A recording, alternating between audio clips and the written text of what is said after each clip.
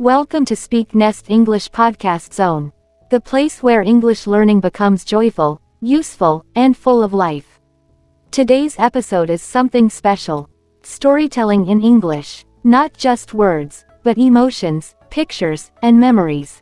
No matter where you're from, Africa, Europe, Asia, you have stories to tell. And after today, you'll be able to tell them in English. Today we're focusing on something we all actually do, but maybe don't always think about how to do it well.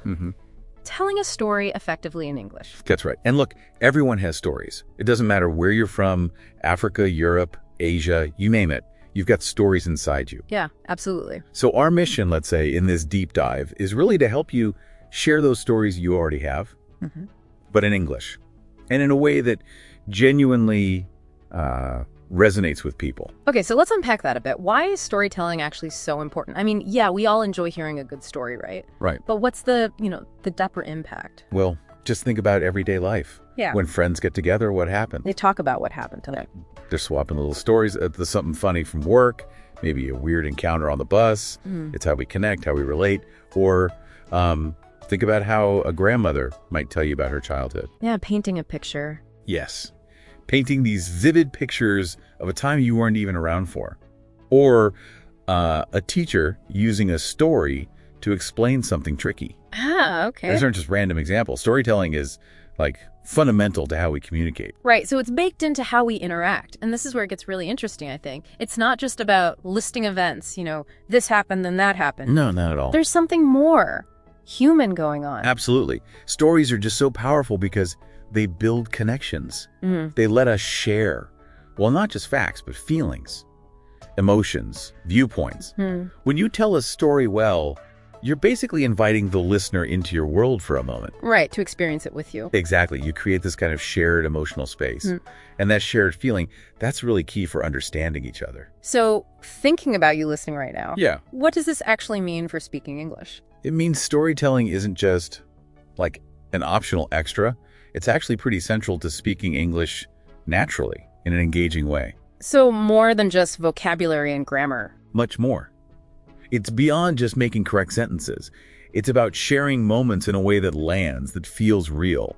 It shows your personality. It makes your interactions memorable. Instead of just stating facts, you're creating an experience. You got it.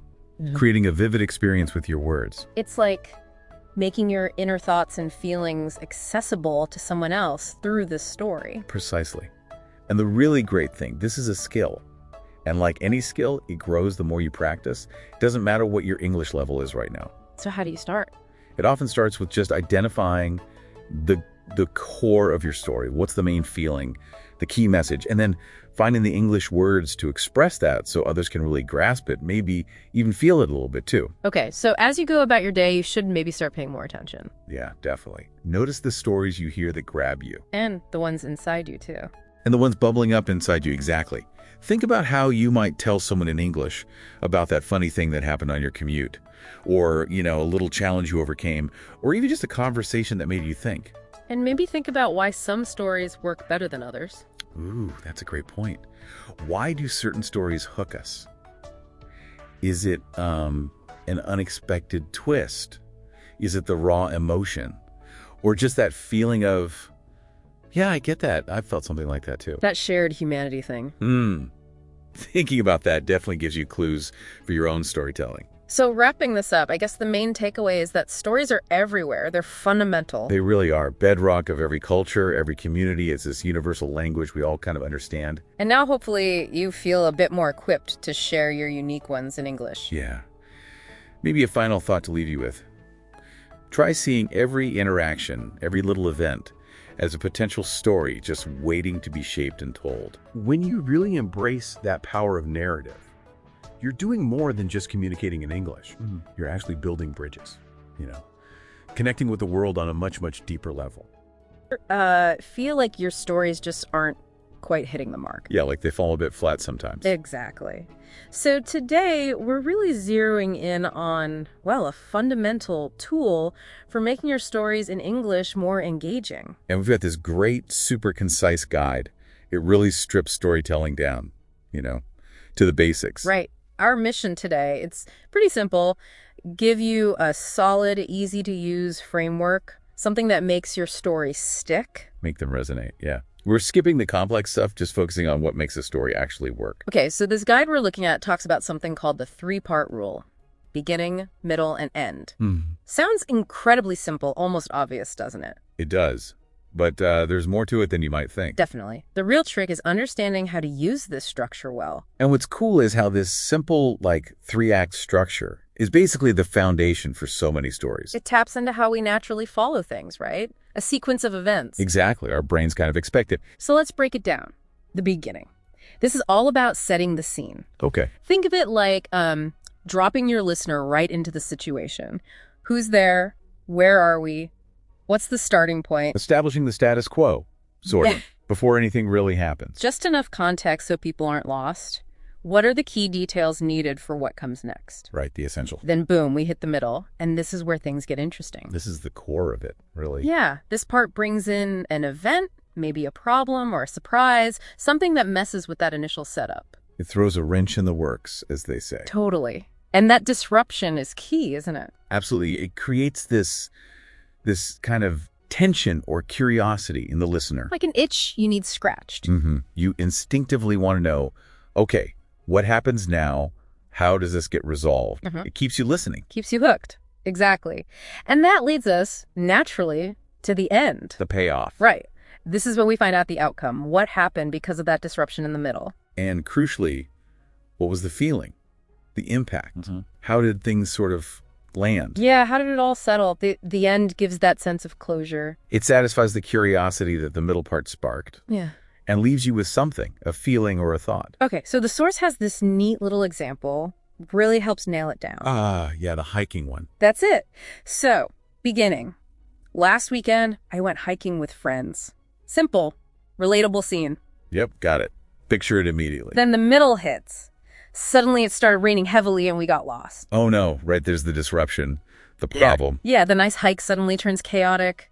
You lean in, like, okay, what did they do? Raises the stakes. And then the end. But we found a small shop and stayed dry. It became an adventure. Okay. Resolution. Exactly. Problem solved, they found shelter. And you get the resulting feeling. It wasn't just getting wet, it turned into an adventure, a positive spin. And notice how easy that is to follow. That structure just guides you right through. No confusion. It's like a clear roadmap. And that is the big benefit for you. Listening. Using this simple three-part rule makes your own stories way easier for people to follow. Yeah, you avoid getting, bogged down in details that don't really move things forward. It's just a clean progression. It helps build rapport, too, right? When your story's clear, people feel more connected. Definitely. They're with you on the journey. So wrapping up the core idea today. This fundamental three-part rule. Beginning, middle, end. It's your basic toolkit for effective storytelling in English. Whether it's just a quick story you're telling someone or, explaining something more complex. It's surprisingly versatile. Which actually brings up an interesting point for you to think about. Oh. Yeah. How can you start noticing this structure? Like consciously spotting the beginning, middle, and end in stories you hear day to day. That's a good exercise. And then, maybe more importantly, how can you use it when you tell your own stories? Right. Think about that next time you're explaining something, maybe at work or just chatting with friends. How can this simple frame make what you say clearer? More engaging. More memorable, even. That's something to mull over. How can you apply this basic structure to make your communication just better? Something to explore. Think about the stories that really stick with you. It's rarely just the facts, is it? No. It's all about how they're told. Exactly. So today, we're doing a deep dive into the practical language of storytelling. Those key phrases that can just instantly make your stories more engaging when you're speaking English. Right. We've looked at some source material that basically provides these ready-to-use expressions. Yeah, and our mission here is really to give you a quick leg up, help you connect better with people through, better stories. It's really about understanding how these phrases work, like cues for your listener. They guide them through the story and boost the impact. Okay, so let's get into it then. Beginnings. You need to grab attention fast. Yeah, the hook. Right. So one option from our sources is, let me tell you something interesting. Yeah. That feels inviting, doesn't it? Like you're sharing a secret. It does. That phrase, it immediately sparks curiosity. It sort of suggests what's coming is maybe novel or, unexpected. Makes the listener pay attention. Yeah, it's a direct invitation almost. Exactly. Okay, another one is, this happened a few days ago. This feels, I don't know, more grounded, personal. Yeah, that one works really well when you want that sense of, recency. And the personal connection definitely Makes it feel more real, maybe? grounds the story in a relatable time frame. Makes the events feel more tangible for the listener. Okay. And then there's the big one. You won't believe what happened. That really sets the expectation high, doesn't it? Oh, it really does. That taps right into our desire for something extraordinary, builds real anticipation. But you have to deliver, right? Exactly. The key is the story has to, live up to that hype. Otherwise, it falls flat. It creates this little itch the listener wants scratched by hearing the story. Right. Don't cry wolf. Okay, so you've got their attention. Now, how do you keep things moving, keep that momentum? Our sources point to some continuing phrases, like then suddenly. That sounds perfect for like a twist. Precisely. Then suddenly is a clear signal. It tells the listener, okay, things are about to change, take an unexpected turn, creates suspense instantly, re-engages them. Okay.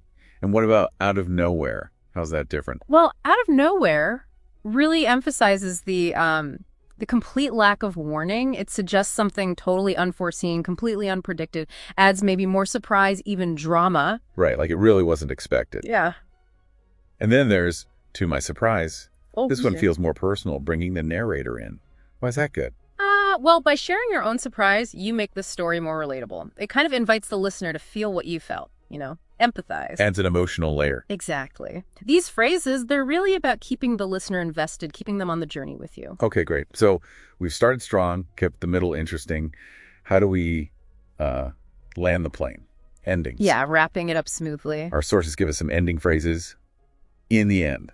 Yeah. That feels pretty standard, right? A classic wrap-up. It is. Very clear.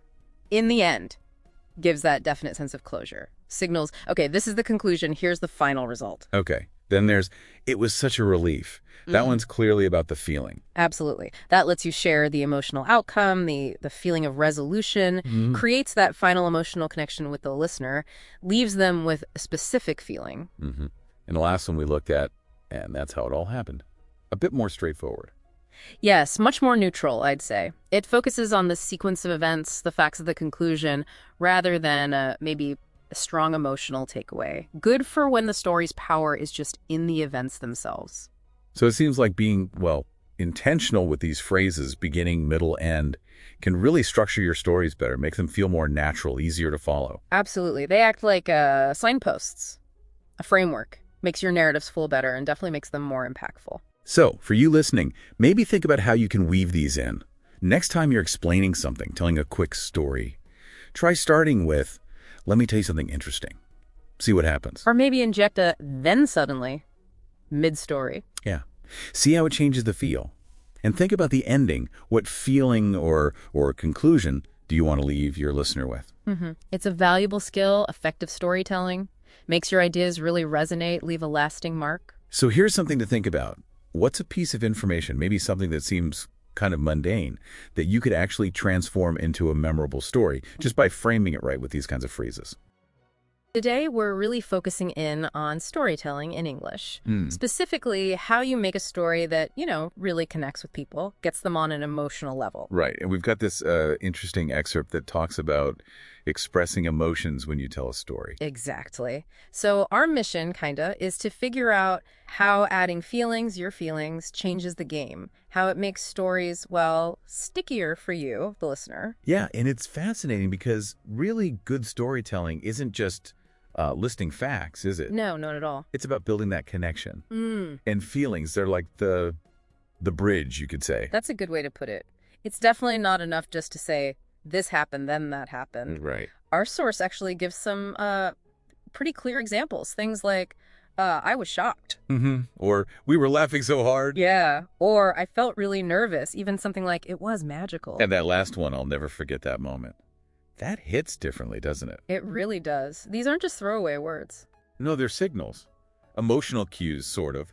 They tell the listener, here's how I felt inside during this. So it invites them in on an emotional level. Exactly. It's about empathy, really. You're letting them see a bit of your internal world. Which I think gets to the heart of why sharing feelings is so important. The source says, when you share how you felt, people listen with their hearts.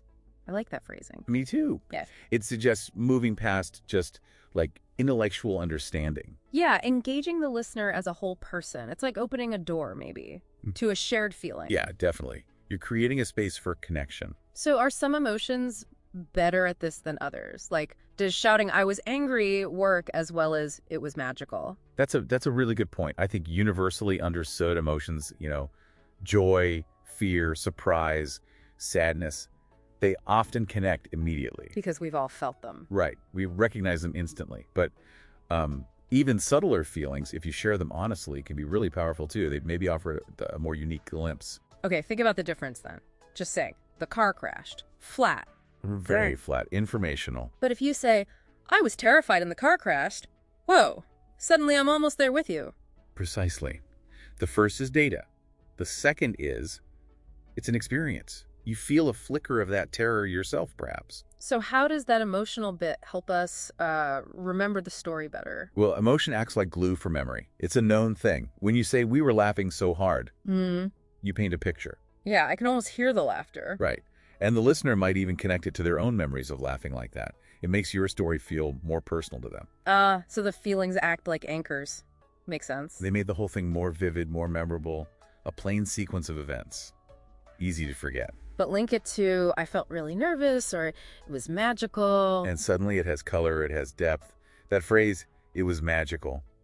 It can capture a whole feeling way better than just describing the scene sometimes. It's efficient, too. Very. And our brains are just, wired to pay attention to stuff with emotional weight. So by adding your feelings, you're kind of tapping into how memory works anyway, making sure your story lands. Okay, so wrapping this up then, the big takeaway seems pretty clear. If you want your English storytelling to really engage people, don't just give the play-by-play. Absolutely. Share the emotional ride you were on. Yeah, tell us how you felt. That's what turns a simple account into something memorable, something that connects. Right. It transforms it for the listener. So here's something for you, the listener, to think about. Consider something that happened to you recently, something you might tell someone about. Now, how would adding a specific feeling change it? Like, instead of just saying what happened, adding, I felt so relieved, or maybe we were just completely astonished, or even, it felt surprisingly peaceful. Yeah, think about how deliberately putting that emotion in there might shift the whole impact for the person listening. It seems small, but it could really deepen that connection, can't it? So today, we're really focusing on something quite fundamental, I think, to communication. It's the power of storytelling. Right. Little stories, specifically. Exactly. You, our listener, you shared this great piece about using, mini stories, these little anecdotes, to make lessons really memorable. Yeah, making things stick. That's the goal, isn't it? Yeah. To unpack why just a simple personal story can, have such a profound effect on how we actually take in and keep information. You flagged this as like a really practical technique. So, okay, let's get into it. Why do these mini stories work so well? Well, the example given was pretty vivid, wasn't it? Oh, yeah. It really painted a picture. So the source described this host teaching English online. Right, online class. Focusing on food vocabulary. And then, bam, out of nowhere, their dog just leaps onto the table. Oh, wow. Yeah. And grabs the host's sandwich. Right there on camera. No way. Live. Live on camera. You can just imagine the students apparently just burst out laughing. I bet. And the host was, understandably a bit embarrassed, but also saw the funny side. Sure, a very human moment. Totally. But here's the kicker, and the source really hammered this home. Those students, they never forgot the word sandwich after that. Ah, okay. And the conclusion was simple. That's the power of storytelling. It really is. And it's worth breaking down why that specific little incident was so effective. Yeah. What were the elements? Well, first off, just the sheer surprise, right? The unexpectedness of a dog crashing an online lesson. Definitely grabs your attention. It completely breaks the pattern. Your brain sort of sits up, goes, whoa, what's happening? It makes you pay attention differently than just hearing a word defined. Okay. Then there's the humor. And The emotional connection, laughter is powerful. It creates this positive feeling, this association with the learning itself. And the host's reaction probably helped too, being a bit flustered. Absolutely. That shared amusement, the host's relatability in that slightly chaotic moment, it builds a connection. It feels human, not just instructional. Makes sense. And, there's relatability too. Maybe you have a pet. Maybe you've been in a slightly embarrassing online meeting situation. Or just imagine it. You can picture it. And crucially, it all tied directly back to the learning goal. The sandwich became the star of this mini drama. So it wasn't just a random funny moment. Exactly. Yeah. It was directly visually linked. And if you think bigger picture, what these mini stories do is they take information, which can be kind of abstract, and make it concrete. Relatable. Like an anchor. Precisely. An emotional anchor. You link the information, the word sandwich, to an emotion, an experience, surprise, humor, maybe slight secondhand embarrassment. And that helps you pull it back later. Much easier recall. It's not just a definition floating in your memory. It's attached to this whole little scene, a powerful retrieval cue. Right. So for you, our listener, thinking about getting knowledge quickly and, making it stick, you can see the potential here. Weaving in maybe a short personal bit or a surprising detail, maybe a touch of humor, hopefully without the dog actually eating your lunch on camera. Hopefully not. But using those elements to create those mental hooks, that seems key for getting your audience to really understand and remember things long term. Definitely. It makes the whole process more engaging, less passive. But I wonder, what if the surprise isn't funny? Like, what if it's negative or just confusing? Could that backfire? That's a really good point. The type of surprise matters. Here, it was positive, relevant. Links right to the word. Yes. If it's confusing or maybe genuinely upsetting or just completely irrelevant, it could actually distract or create a negative association. So it's not just about surprise, it's about crafting it, even if it feels spontaneous. Thoughtful crafting. Gotcha. Needs to serve the point. Right. Which maybe leads to a final thought for you, listening in. Think about those small, maybe unexpected moments from your own life or work. How could you maybe shape one of those into a quick story? Something brief that shines a light on a bigger idea you want to share. What really jumps out to you about why this sandwich story worked so well? Yeah, that's a great takeaway. So this deep dive, it really shows how even what seems like a simple, funny little anecdote. Like the sandwich story. Yeah, it demonstrates a pretty big principle, doesn't it? Yeah. That bit of narrative with surprise, humor, relatability, it can make all the difference in making information truly stick. Creating those connections, that's what it's about. Today, we're focusing on something we all actually do, but maybe don't always think about how to do it well. Telling a story effectively in English. That's right. And look, everyone has stories. It doesn't matter where you're from, Africa, Europe, Asia, you name it. You've got stories inside you. Yeah, absolutely. So our mission, let's say, in this deep dive is really to help you share those stories you already have, but in English and in a way that genuinely resonates with people. Okay, so let's unpack that a bit. Why is storytelling actually so important? I mean, yeah, we all enjoy hearing a good story, right? Right. But what's the deeper impact? Well, just think about everyday life. Yeah. When friends get together, what happens? They talk about what happened to them. They're swapping little stories. There's something funny from work, maybe a weird encounter on the bus. It's how we connect, how we relate. Or think about how a grandmother might tell you about her childhood. Yeah, painting a picture. Yes. Painting these vivid pictures of a time you weren't even around for. Or a teacher using a story to explain something tricky. Ah, okay. Those aren't just random examples. Storytelling is like fundamental to how we communicate. Right, so it's baked into how we interact. And this is where it gets really interesting, I think. It's not just about listing events, this happened, then that happened. No, not at all. There's something more human going on. Absolutely. Stories are just so powerful because they build connections. They let us share, well, not just facts, but feelings, emotions, viewpoints. When you tell a story well, you're basically inviting the listener into your world for a moment. Right, to experience it with you. Exactly. You create this kind of shared emotional space. And that shared feeling, that's really key for understanding each other. So, thinking about you listening right now, Yeah. what does this actually mean for speaking English? It means storytelling isn't just like an optional extra. It's actually pretty central to speaking English naturally in an engaging way. So, more than just vocabulary and grammar. Much more. It's beyond just making correct sentences. It's about sharing moments in a way that lands, that feels real. It shows your personality. It makes your interactions memorable. Instead of just stating facts, you're creating an experience. You got it.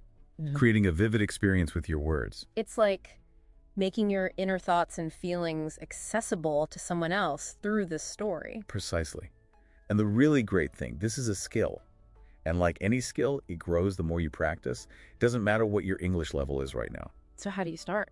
It often starts with just identifying the core of your story. What's the main feeling, the key message, and then finding the English words to express that so others can really grasp it, maybe even feel it a little bit too. Okay, so as you go about your day, you should maybe start paying more attention. Yeah, definitely. Notice the stories you hear that grab you. And the ones inside you too. And the ones bubbling up inside you, exactly. Think about how you might tell someone in English about that funny thing that happened on your commute, or, a little challenge you overcame, or even just a conversation that made you think. And maybe think about why some stories work better than others. Ooh, that's a great point. Why do certain stories hook us? Is it an unexpected twist? Is it the raw emotion? Or just that feeling of, yeah, I get that. I've felt something like that too. That shared humanity thing. Thinking about that definitely gives you clues for your own storytelling. So wrapping this up, I guess the main takeaway is that stories are everywhere. They're fundamental. They really are. Bedrock of every culture, every community. It's this universal language we all kind of understand. And now hopefully you feel a bit more equipped to share your unique ones in English. Yeah. Maybe a final thought to leave you with. Try seeing every interaction, every little event, as a potential story just waiting to be shaped and told. When you really embrace that power of narrative, you're doing more than just communicating in English. You're actually building bridges, connecting with the world on a much, much deeper level. Of your own stories, especially when you're sharing them in English. We've got this short piece that kind of cuts through the noise about what makes storytelling work. Yeah, and our mission really is to pull out that core message, about how telling your story effectively impacts people no matter your English level. Exactly, because we often get tangled up in the grammar rules or finding big impressive words. Right.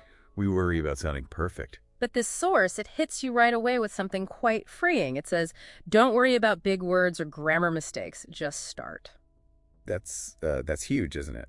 It just gives you permission. It does. For anyone learning that pressure, the need to be perfect, it can just stop you in your tracks. Yeah. This says, nope, just leap in. And what's interesting is that focus on starting over getting it right immediately. It reminds me of, learning any skill like riding a bike. Right. You wobble, you might fall off, but you have to get on and try.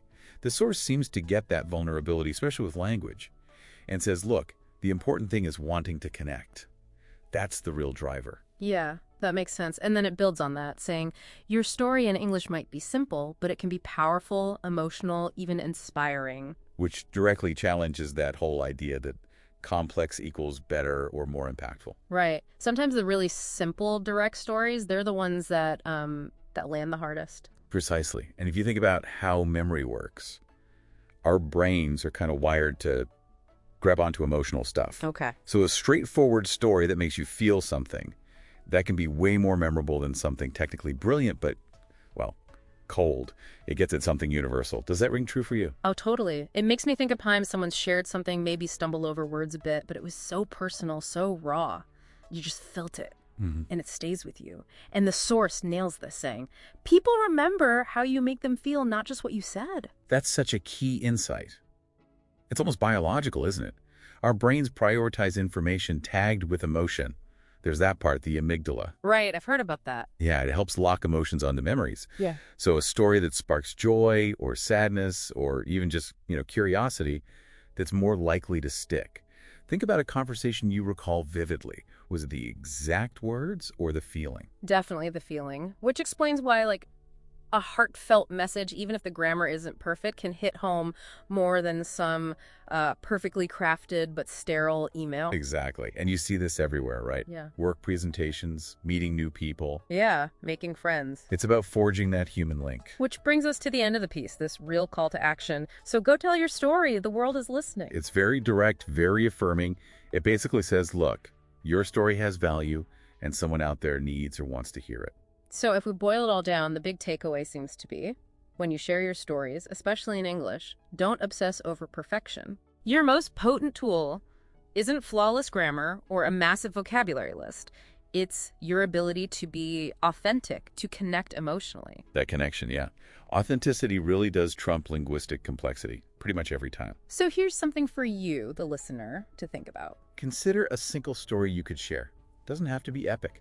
Just something small, maybe from your day or your past. And as you think about it, focus less on the words and more on the feeling you want to create for the person hearing it. Yeah. What's one core emotion you'd like them to walk away with? Just mull that over. That's it for episode 32, How to Tell a Story in English. Today, you learned how to structure your stories, use expressive phrases, share feelings, not just events, and practice telling stories that connect. Next time, we'll explore something even more powerful: how to give opinions in English without fear. So until then, keep sharing, keep smiling, and keep speaking English the SpeakNest way.